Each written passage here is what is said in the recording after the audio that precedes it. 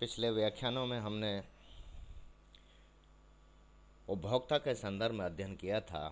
विभिन्न उपभोक्ता के संदर्भ में गणितीय दृष्टिकोण से, mathematical economics point of view से जो महत्वपूर्ण था उन सब को हमने डिस्कस किया था कि उपयोगिता के गणनावाचक और क्रमवाचक दृष्टिकोण,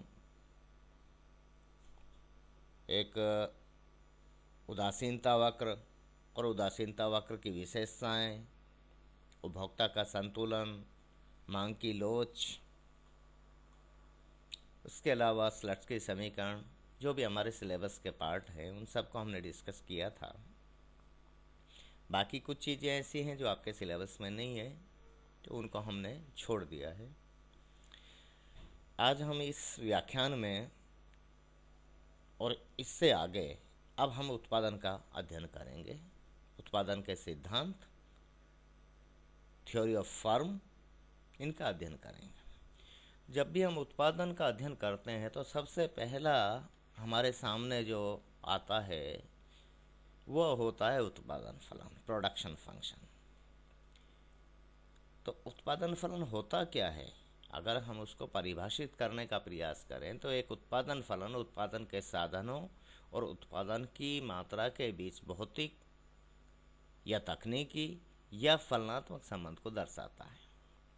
जैसे Q equal to function of labour and capital. Q उत्पादन की भौतिक मात्रा है। देखिए, उत्पादन की मात्रा भौतिक होती है, हमेशा ध्यान रखना। या तो क्विंटल में होगी, किलोग्राम में होगी, मीटर में होगी, लीटर में होगी। तो इस तरह से मात्राएं भौतिक हैं उत्पादन की। एल श्रम की मात्रा, अब ये संख्या में होता है, 100, 200, 1000, 2000, लाख, जो भी है। के पूंजी की मात्रा, ये मुद्रा रूप में होती है। ठीक है, तो उत्पादन की भौतिक मात्रा और साधनों के बीच फलनात्मक संबंध को हमने Q equal to function of labour and capital के रूप में दर्शाया है और ये एक उत्पादन फलन है। तो ये होता है उत्पादन फलन। अब बात करते हैं उत्पादन फलन के प्रकार, टाइप्स ऑफ प्रोडक्शन फंक्शन या काइंड्स ऑफ प्रोडक्शन फंक्शन। कितने प्रकार के होते हैं? तो रेखीय उत्पादन फलन, लीनियर प्रोडक्शन फंक्शन। पहला जो प्रकार हम देख रहे हैं वो है रेखीय उत्पादन फलन। जब किसी उत्पादन फलन के सभी चरों की घात इकाई हो तो उसे रेखीय उत्पादन फलन कहते हैं और इस फलन से बनने वाला वक्र रेखीय या रैखिक होता है या सरल रेखा के रूप में होता है। तो रेखीय उत्पादन फलन के बारे में क्या हुई, जो हमारी समझ क्या बनी कि यदि किसी फलन के में प्रयुक्त चरों की घात एक हो, सभी चरों की घात एक हो, एक एक हो, तो उस तरह के फलन को हम रेखीय फलन कहते हैं, रेखीय उत्पादन फलन कहते हैं। और इस तरह के फलन से बनने वाला जो वक्र बनाएंगे हम, वो वक्र है रेखिक होगा या सरल रेखा के रूप में होगा। जैसे Q equal to AL plus B K, L for labour, K for capital and B coefficients हैं, Q आउटपुट है। तो ये एक रैखिक उत्पादन फलन का उदाहरण है। अब यदि इस फलन से हम वक्र बनाएं तो जो वक्र बनेगा वो इस तरह का होगा, x अक्ष पर लेबर, y अक्ष पर कैपिटल, और जो वक्र है इस फलन का वो बिल्कुल एक सरल रेखा के रूप में होगा। यहाँ प्रतिस्थापन की लोच अनंत होती है, सिग्मा। अब इसको हम आगे जाके देखेंगे कि ये कैसे, क्या होती है और कैसे निकाला जाता है। बस इतना सा भी तो मैं एक रैखिक उत्पादन फलन के बारे में आपसे बात कर रहा हूँ और उस फलन का क्या स्वरूप होता है और उसका वक्र किस तरह का होता है, ये बात है। एक इंट्रोडक्टरी जो फॉर्मेट में हम या फॉर्म में हम बात कर रहे हैं। दूसरा उत्पादन फलन है लियोन्टी प्रोडक्शन फंक्शन या आधा पर्दा उत्पादन फलन, इनपुट आउटपुट प्रोडक्शन फंक्शन या फिर लियोन्टी प्रोडक्शन फंक्शन। इसे स्थिर गुणांक उत्पादन फलन, फिक्स्ड कोफिशिएंट प्रोडक्शन फंक्शन भी कहते हैं। और कैसा होता है ये होता है इस तरह का, Q equal to minimum L by A K by B। क्योंकि दो साधन होंगे, एक साधन से उत्पादन नहीं होगा, ये ध्यान रखना। उत्पादन के लिए दो साधनों की आवश्यकता होगी, इसलिए लेबर एंड कैपिटल और ये कोफिशिएंट्स हैं। स्थिर गुणांक उत्पादन फलन इसे कहते हैं। इस उत्पादन फलन से बनने वाला वक्र एल आकृति का होता है। देखिए ये रहा इसका वक्र, इस तरह का होगा। लेबर को हमने एक्स अक्ष पर लिया है, कैपिटल को वाई अक्ष पर लिया है।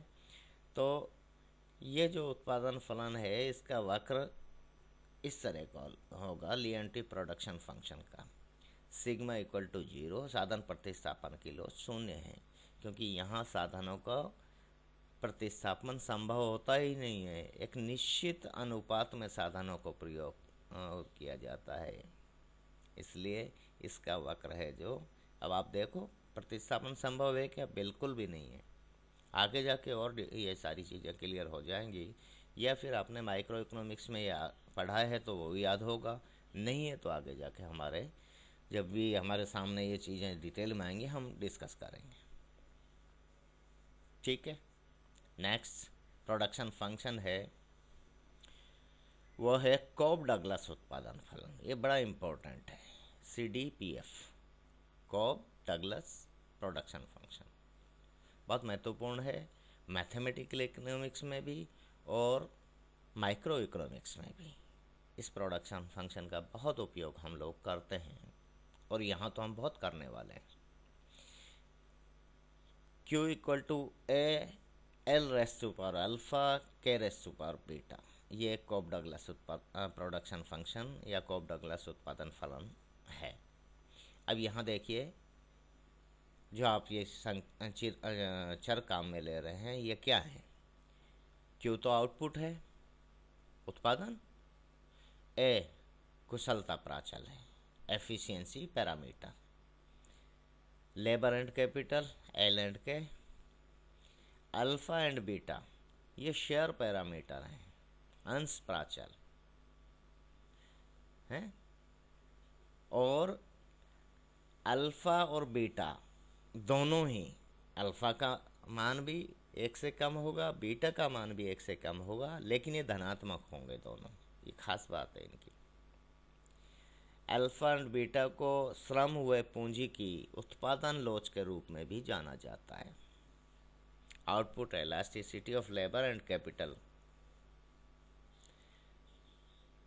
ए जो कुशलता प्राचल है ये धनात्मक होगा, 0 से अधिक होगा। ये एक कॉब डगलस उत्पादन फलन का उदाहरण है, यह कॉब डगलस उत्पादन फलन है। इस कॉब डगलस उत्पादन फलन से बनने वाला जो वक्र होता है वो रेक्टेंगुलर हाइपरबोला टाइप का होता है, इस तरह का। देखिए आप, लेबर एक्स अक्ष पर, कैपिटल वाई अक्ष पर, और जो वक्र होगा कॉब डगलस प्रोडक्शन फंक्शन का ये बाएं से दाएं नीचे की ओर झुका हुआ। यहाँ साधन प्रतिस्थापन की लोच इकाई होती है, एक होती है सिग्मा इक्वल टू 1। मैं बार बार काम में ले रहा हूँ साधन प्रतिस्थापन की लोच जब वक्र दर्शा रहा हूँ या दिखा रहा हूँ, लेकिन मैंने अभी बताया नहीं है, क्योंकि जैसे ही हमें साधन प्रतिस्थापन लोच की जहाँ उपयुक्त जगह है वहाँ इसको डिस्कस करेंगे। एक और उत्पादन फलन है चौथा, जिसे हम स्थिर प्रतिस्थापन लोच उत्पादन फलन कहते हैं। Constant elasticity of substitution production function, CES, C for constant, E for elasticity, S for substitution, P for production, F for function. तो CES प्रोडक्शन फंक्शन ये भी बहुत महत्वपूर्ण है, खासतौर से पोस्ट ग्रेजुएशन में तो इसका बहुत उपयोग है। Q equal to A bracket delta या डेल, ये स्मॉल डेल्टा है, ध्यान रखना, इसलिए मैं इसको डेल ही कह रहा हूँ हर बार। तो del K raise to power minus rho plus 1 minus del into L raise to power minus rho bracket बंद की होल की पावर -1/रो। ये है स्थिर प्रतिस्थापन लोच उत्पादन फलन। अब देखिए, पहले तो इसको याद रखना होगा, del K raise to power minus rho, भाई ये तो एफिशिएंसी पैरामीटर बाहर है, प्लस ब्रैकेट से बाहर 1 minus del L into L raise to power minus rho bracket बंद माइनस पावर -1/रो। ये अब इसमें जो आप काम में ले रहे हैं, तो ए एफिशिएंसी पैरामीटर कुशलता प्राचल है और ये धनात्मक होगा हमेशा ही। डेल एंड 1 माइनस डेल ये शेयर पैरामीटर्स हैं, अंश प्राचल। लेबर एंड कैपिटल ये क्लियर है ही, एल एंड के। अब एक नई चीज आई आपके सामने, रो, RHO, रो। इसको रो कहते हैं, पी मत कह देना, ध्यान रहे। ये स्थानापन्न प्राचल है, सब्स्टिट्यूशन पैरामीटर है। तो स्थिर प्रतिस्थापन लोच उत्पादन फलन में ये जो वेरिएबल्स या अननोन जो वेरिएबल्स हैं, ये आपके सामने हैं, इनको आपने बताया है। इस उत्पादन फलन को SMAC प्रोडक्शन फंक्शन भी कहते हैं। ये बड़ा महत्वपूर्ण है। इस उत्पादन फलन को SMAC प्रोडक्शन फंक्शन के नाम से भी जाना जाता है। कारण क्या है कि इसके जो इन्वेंटर हैं, इसको जो विकसित करने वाले अर्थशास्त्री हैं, उनके नामों के प्रथम अक्षर हैं ये SMAC। अब देखिए, S for Solow, RM Solow, M for Minhas, Bagicha Singh Minhas, A Arrow, C Chenery. ये 4 अर्थशास्त्रियों ने मिलकर इस उत्पादन फलन को विकसित किया है। बगीचा सिंह मिनहास भारतीय मूल के अर्थशास्त्री रहे हैं। CS प्रोडक्शन फंक्शन क्यों कहते हैं? क्योंकि C for constant, E for elasticity, S for substitution. इस CES प्रोडक्शन फंक्शन से बनने वाला वक्र कैसा होगा, ये देखिए आप। लेबर x अक्ष पर, कैपिटल y अक्ष पर।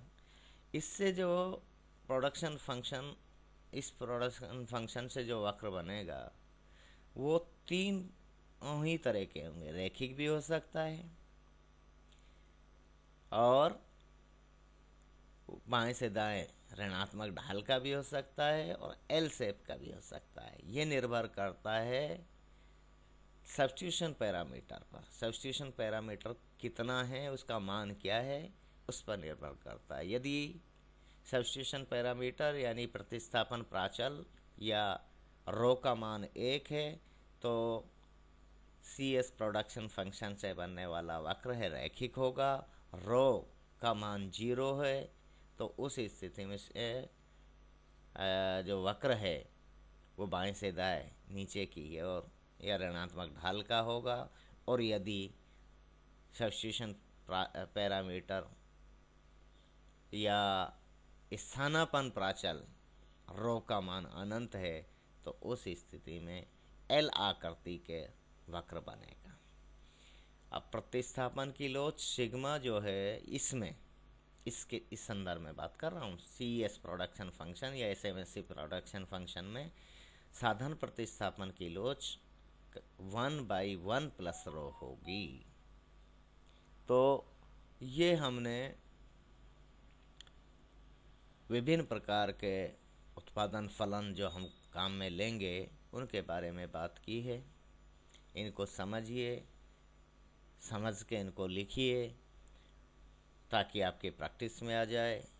भाई खास तौर से कॉप डगलस प्रोडक्शन फंक्शन और CES production function. Cobb Douglas production function में तो आपने देखा है कि Q = A L raise to power alpha K raise to power beta ये होता है।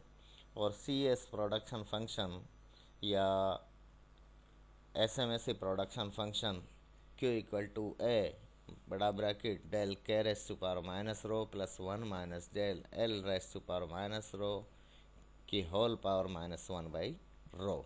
ये होता है। अब इसको बार बार प्रैक्टिस कीजिए, समझिए, लिखिए, आगे जाके इनको हम काम में लेंगे। आज के लिए इतना ही। थैंक यू, धन्यवाद।